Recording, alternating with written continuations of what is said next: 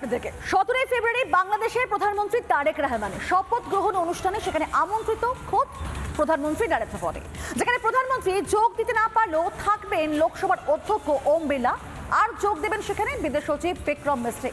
বঙ্গভবন নয় বরং জাতীয় সংসদের দক্ষিণ প্লাজা থেকে কিন্তু যাত্রা শুরু করতে চলেছে বিএনপি সরকার।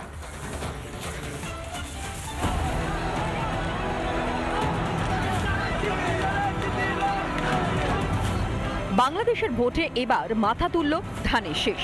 20 বছর পর ক্ষমতার অলিন্দে বাংলাদেশ ন্যাশনালিস্ট পার্টি বা বিএনপি।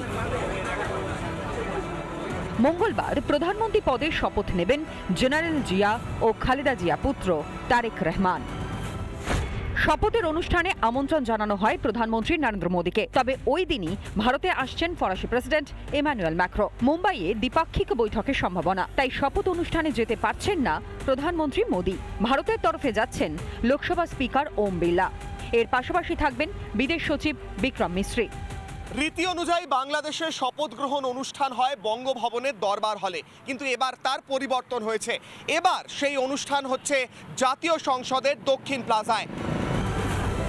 35 বছর পর কোন পুরুষ প্রধানমন্ত্রী হতে চলেছেন বাংলাদেশে। তারেকের দায়িত্বভার গ্রহণের পর কোন খাতে বইবে পদ্মাপাড়ের জল?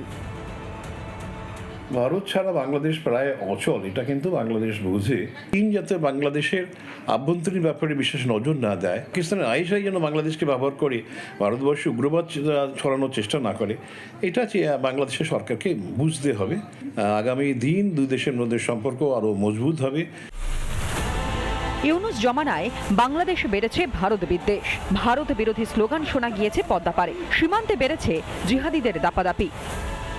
বাংলাদেশের মসনদে নির্বাচিত প্রধানমন্ত্রী বসার পর কি বদলাবে পরিস্থিতি? রিপাবলিক বাংলা। নানা ধরনের কন্টেন্ট দেখার জন্য লাইক করুন, শেয়ার করুন আমাদের ফেসবুক পেজ, সাবস্ক্রাইব করুন আমাদের ইউটিউব চ্যানেল। পাশাপাশি অন্যান্য ব্রেকিং নিউজের জন্য অবশ্যই চোখ রাখুন রিপাবলিক বাংলায়।